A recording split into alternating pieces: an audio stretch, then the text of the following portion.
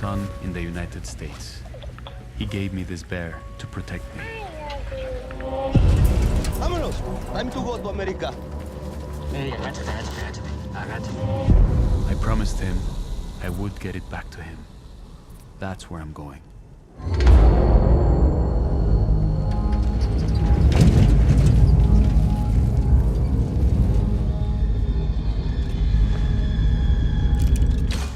So you're the writer, director, producer of this film. I mean, where did this story come from and when did it start?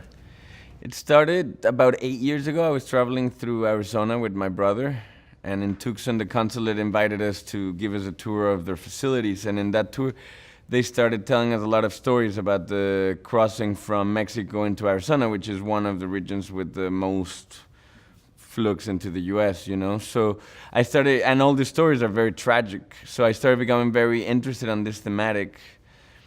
And for many years I wanted to talk about it, I just didn't know the best approach, and that's when I thought it'd be interesting to talk about this, but through a genre movie.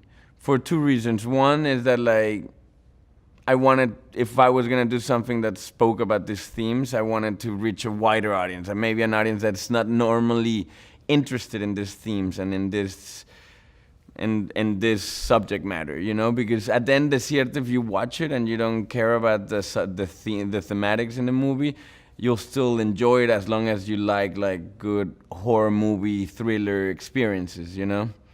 And the other reason I wanted to tell the story through genre is because I do believe that something I really admire about genre is that it creates a visceral connection with the audience instead of a cerebral one. And I thought it'd be interesting to talk about this, but in an emotional way.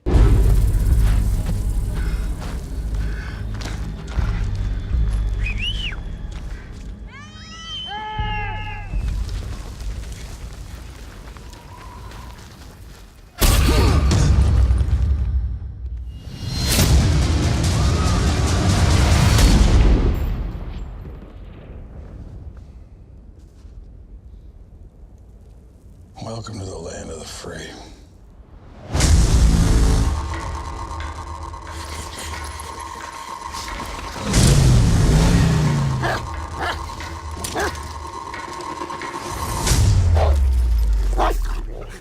Find him. And was any of this based on like maybe stories you've heard, like true stories? Or is this kind of just Look, fiction, in a sense? It's all, obviously there's the phenomenon of the vigilante, the Minuteman in the border, but I've read of isolated cases of murders, but not something as big as what the character of Jeffrey does. To me, more than Jeffrey being a representation of something that exists, to me, Jeffrey represents this rhetoric of hatred that is not only in the US, it's everywhere in the world. Like in Mexico, we have it towards Central Americans. In Europe, we're seeing it one nowadays. So to me, more Jeffrey represents what vulnerable sectors of the society can end up reaching if they keep being bombarded by all this political and media discourses that like promote hatred.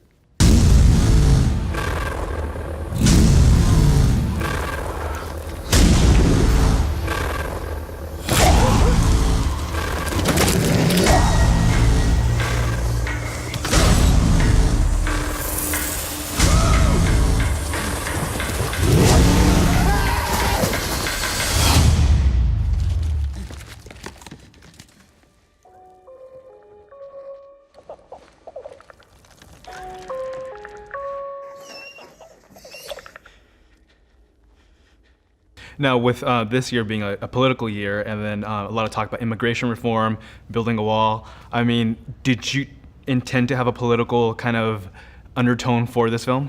Look, I mean, this film started because I wanted to talk about the subject matters. It started 8 years ago, and 8 years ago, I mean, I had no idea this year was gonna be like this, but already you could see in Arizona, yeah, you know, this rhetoric was here, and as I said, everywhere in the world.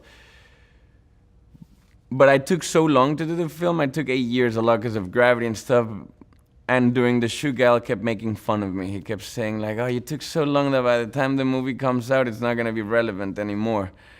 And then what happened is that a couple months before the movie premiered in Toronto, my wife, who's from the US, showed me this video where Donald Trump was announcing his candidacy, but to the Republican contendant. And in that speech, he said incredibly racist things about Mexicans. So I was shocked. I even, since he had his shows and stuff, I even thought it was a stunt, more of a joke. But then what was scary is that other politicians acquired the same rhetoric. And, that to me is very dangerous, because when you start bringing this rhetoric up to the political class, it's like you start legitimizing those ideas to a point where then society, thinks of them as things that are okay to say and to think, And your father's actually a producer on this film. I mean, is he kind of your go-to guy when you kind of hit a bump? Or is he somebody that you kind of turn to kind of help you out of certain situations? Or do you kind of try to stay away from him and let him be in the background?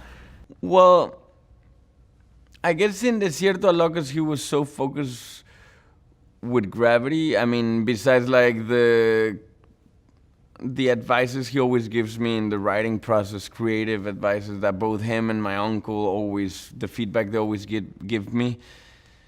I guess during Desierto he was very focused on gravity. So more me and my uncle set up the movie in Mexico.